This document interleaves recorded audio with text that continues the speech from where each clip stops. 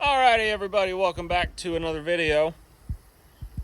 And today, what we're going to finally do is I'm going to finally show you all around the new boat because you guys have not seen it yet. We've been doing some work to it, and it is finally almost water ready. We're really close. Pretty much all I'm waiting on is registration at this point. So we're pretty much there. So I'll flip you all around and walk you through it and show you, talk about what we did and everything. And we'll get on to what I'm doing on it today. So this right here is a 1982 Sea Sprite. I do not know the model, but it's a 1982 Sea Sprite. It's a 19-foot fiberglass speedboat. It's a pretty tall boat. This right here, you guys are, the camera lens is level with my chin. Right here. So this is on top of my head. The camera is currently sitting on top of my hat. So that gives you an idea how tall this boat is. I mean, it's the windshield, the peak of the windshield's close to 7 foot tall. It is longer than my truck. So it's a pretty decent boat. It's a pretty decent size here. Old registration and everything. So yeah, I mean, outside's nothing to write home about, really. It's old, old gel coat. It's whitened over. It's lost its gloss on the gel coat everywhere. Plan is with this, we're going to do a nice blue or a nice red, a dark color over that brown. And then the guy that I'm going to have paint it, I'm going to have him redo with the graphics something. I'll probably omit the lettering just because it's just extra added time, and I don't care if it says that on it. And just continue the lines. We're through where the lettering would be, and we'll figure out a nice color to contrast whatever color we decide on. Red versus blue, whatever. We might do a nice dark gray or something and a light gray for the stripes or something, a white, something like that. We'll figure out some sort of a color to do with that. I'll probably have this pinstripe redone in an accent color, whatever this is here. The white below there, we're going to leave alone, just because it's going to be under the water line and everything. And that'll be hard to do without taking it to like a dry dock or something like that. And there's nothing wrong with it. So we're going to leave that alone. Try to work, there's a little bit of staining on it. I'll try to work and get some of that staining out. But the white above, we still haven't pressure washed the front there, but the white up top we might end up doing at some point, but I'm not going to do that right away just because it's okay. I'll probably put a bunch of wax on it and see if I can bring it around. The wood, I'm going to pressure wash and rub down with some linseed oil, and that'll bring that right around real easy. We have the swim deck for the back here. We just have to get that installed. It's not a major thing right now.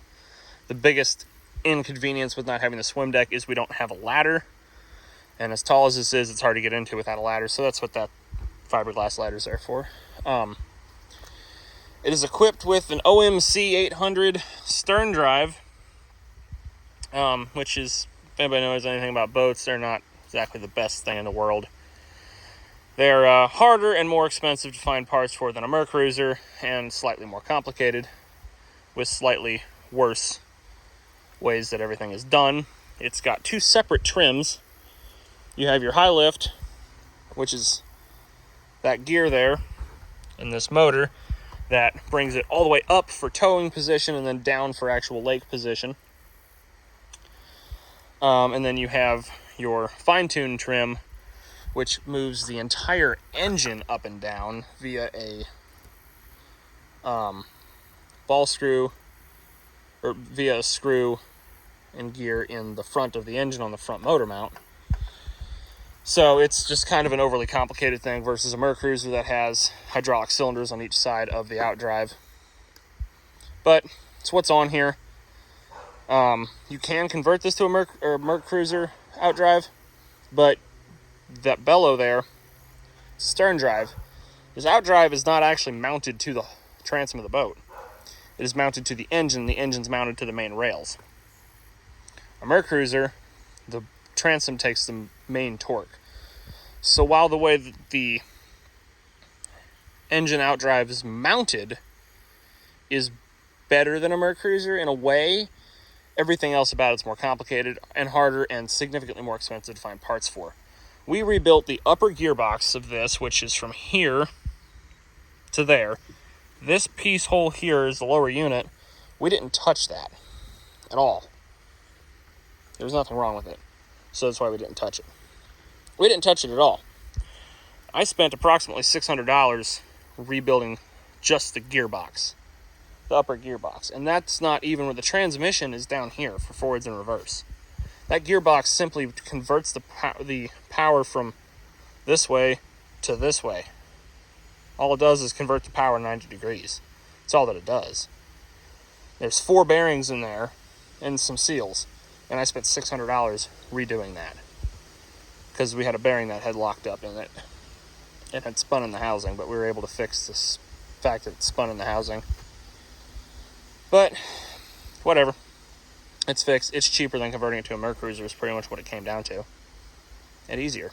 So, anyway. That's what's going on back there. It's got a depth finder on it that appears to work. We haven't tested it in the water, but it works on the ground. So, that's the speedometer tube. Don't know if that works. It probably does. Fuel filler, vent, everything like that. That's where your light mounts in at, right there. Flips over. Your white navigation light mounts there. Inside the boat, it's a little bit messy because we're working on it right now. But, it's got a 305 that what I believe to be a 305. I haven't really ran the numbers or anything. It's a 200 horse GM based V8. Usually a 200 horse is a 305 small block. Runs fine. No weird noises, no problems with it. It runs great. Fuel tank, it's underneath where I'm standing basically. I don't know how big it is, probably around a 25 gallon. It's just because that's what was in the other boat. It might be a little bit bigger since it's a bigger boat. It might be closer to a 30 gallon, I don't know. Under deck storage here, life jackets, anchors, and everything's in there right now. There's a doghouse that goes over this, but it's over there just because it's it was just in the way working on it. And I've got a cover for it, so every time at night I can just cover the whole boat up so we don't have to just cover up the engine and everything. Anyway, it's pretty spacious in here actually. I mean, you can see, it seats 4 here, and then there's room for at least 4 people up here, probably 5 if you wanted to. It's only an 8-person capacity boat, so you can't fit a lot of people in there. And I got the seats, the cushions that go up there. I just have them out because there was water in those compartments that I wanted to clean out. And the floor, there was a carpet and some wood there that was pretty rotten, so I just pulled that out because it was just kept pooping rotten wood fibers everywhere. So I just pulled that out, that way it's out of the way, and I'll redo that later. So that's up front. There's a little door that goes here that I took off so I could pull that floor out there, and then you can close the windshield here. And that's kind of nice because if after you close that, you pretty much have a full front here for when you're in these seats. So if you've got a bunch of bugs or something coming at you, you can close that door in the windshield and you won't get a lot of wind coming at you, or if it's raining or something, whatever. So that's kind of nice. Glove box right there. That's where we got the radio, and then there's random stuff inside there. First aid kit, some other stuff that we want to put on here, tools. Fire extinguisher mounts up under there. Yeah, this seat, if you mess with it, you can get it to lay down, which is kind of cool. We wired the radio and everything up in here. That's not how they're permanently gonna stay, the speakers, but it's good enough for right now for what we're gonna do. I'm just waiting to save up some more money I'm just gonna make actual boxes to mount those speakers and everything in place later on. And then same thing back there. speaker on each side. I'm going to make actual boxes to mount those in place. Carpet's in good shape. It just needs to be vacuumed real good. There's no problems, no water leaks that I've found, no cracks in the hull anywhere. I got the fuel system figured out the other night. Fuel lines and everything, put a new pump on it. The pump sucks fuel out of a water bottle. It does not pull fuel out of the tank, but to be fair, the gauge does say empty, so there's probably just not fuel in it. So the biggest problem, though, that I think I have figured out how to fix is this fuel filler neck is broken. When the engine trims up and down, the alternator bracket over time sawed the filler hose, which is the red one, sawed that filler hose in half. So I can get new fuel filler hose. It's just an 1.5 inch hose. It's not hard to find, not anything weird, but it's about $50 a foot off the shelf at O'Reilly's. Now I can order it through the shop account, the place I work for, and knock that down some, but still, it still comes out to about $35, $40 a foot. And I need about 5 feet of it. So we're looking at about $250 for that hose. I'm gonna fix it the right way, but again, I'm just waiting to save up some money. Right now, my goal is to get it out on the water at least one time this year so we can figure out what it needs and work on that over the winter. But I want to get it out this year and have some fun with it, so we can. So what I did is I got a radiator hose, and I know radiator hoses are not rated for fuel, but it's going to take more than 3 months for this to become a problem, especially being the fuel filler neck. If it was a fuel line, I wouldn't do it because that's not right. But being the filler neck, it's only going to be in contact with fuel when I'm putting fuel in it, so it's going to be okay. I've got 2 radiator splice kits, radiator hose splice kits. They're just plastic couplers with fuel hose clamps. So we're going to put that in here, and that will get us by the rest of this season, and then I'll fix it the right way later on. But for right now, with budget constraints and everything, I just want this to work, basically. Right now I'm going for function, and then after we get money saved up, we will go for 100% right. I'm not doing it in a way that's going to be a massive problem. It's just I'm doing it the cheapest way possible, essentially, to where it's still going to be good, is basically my goal. But, you know, that's what we got. So we got to work with, so, yeah. But all of the lights work. The bilge pump works. I put a new bilge pump in it because the old one was broken. So we have a new bilge pump. The trim, the high lift trim motor, is very intermittent on it working properly, but we have not messed with the trim while the engine is running, so it's only getting about 12 volts.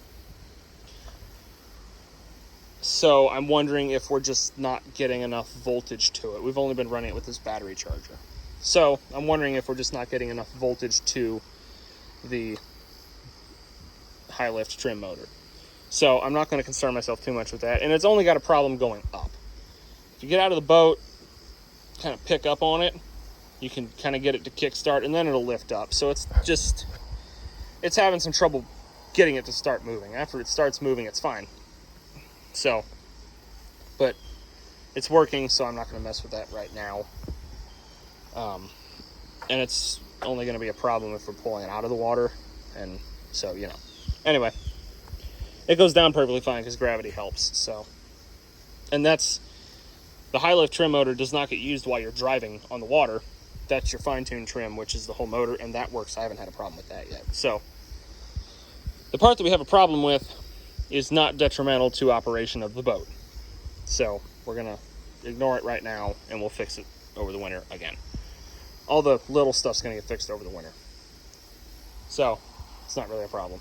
So anyway, what we're doing today is we're gonna fix that fuel filler hose and clean everything up. I'm gonna get these 2 back speakers mounted up, And I'm going to finish getting the front. I got a light bar for the front, a 12-inch light bar for the front, so we have, driving light driving down the river at night or something, whatever. I'm going to get that finished wired up today. I got to drill a hole in the back of the dash to feed the wire up, tuck it up behind that cushion there, up, and get up front there. So I got to do that, and then mount the switches. I'm probably going to end up mounting this side. I was hoping, when I ordered the switch panel, I was hoping to mount them up here, but there's not enough room up here. So they're probably going to get mounted right there, because I don't think, there might barely be enough room to mount them here, but I don't think I'm going to. I could mount them up here, actually. That would work. I don't know. They'll probably get mounted here, because, yeah, as long as they're out of the way of the throttle, it's not really a problem. I can mount them right there. And I can get to the back of that easy and everything. So, and I actually guess I could just screw them up under the dash right there, and it would be fine to just have them hanging down. So, but yeah. Get the front light bar wired up. Like I said, the nav lights work. The horn works. The blower works. The fume blower for the engine compartment. We have the block-off panel that goes there where the battery is, and we're in front of that blower, and we have the engine doghouse and everything. So we got all that stuff. I don't think I'm going to put the engine doghouse on, though, because I don't think it's the right one for this boat. I think it was built on later, just as an added thing later on, and it pushes that fuel filler neck into the alternator bracket because it's too skinny. So I think that's really the main reason that was a problem. So I need to rebuild the doghouse, and then that shouldn't be a problem again. But when I redo the fuel filler neck, I'm going to run it down along that bottom rail there, along that bottom support rail up under there, you can see. Oh, sunglasses down, and then straight up to the fuel cap is what we're going to do there. So I got a plan to fix that problem. It shouldn't be an issue again. That vent hose is broke. I'm going to fix that. There's enough hose there. I think I can splice it down there where the duct tape is. But new fuel lines, new pump, new filter. I omitted the factory filter right there, the one that I would call Coast Guard approved, I guess, and just put an O'Reilly's plastic one in line right there. I know that it's not right, but I can't find the cartridge for that filter, so I don't have another option right now. We do have a much better filter setup on that boat for Mercruiser, but it does not directly bolt up to this OMC because it mounts to the exhaust manifold in the front here, and there's a hose in the way, obviously. So I have to invent something to use that fuel system on this boat. But I like that one better because it's got a spin-on oil filter type fuel filter. That's a water separator, not just that canister thing under there. So I'm going to eventually use the fuel filter and everything off of that one on this one. I just haven't gotten there yet, but that's going to be fine because, as you can see, I have it tied up out of the way from all moving parts. It'll be fine. And the only reason I put a clear one on there is to see if there's a bunch of stuff in the tank or not. After we can ensure that that filter is not getting clogged quickly, I have a metal filter that I'm going to put on there when we actually take this out in the water and everything. And we have fire extinguishers and everything, so it's not going to be an issue. So, that's that. Guess let's just get to going here.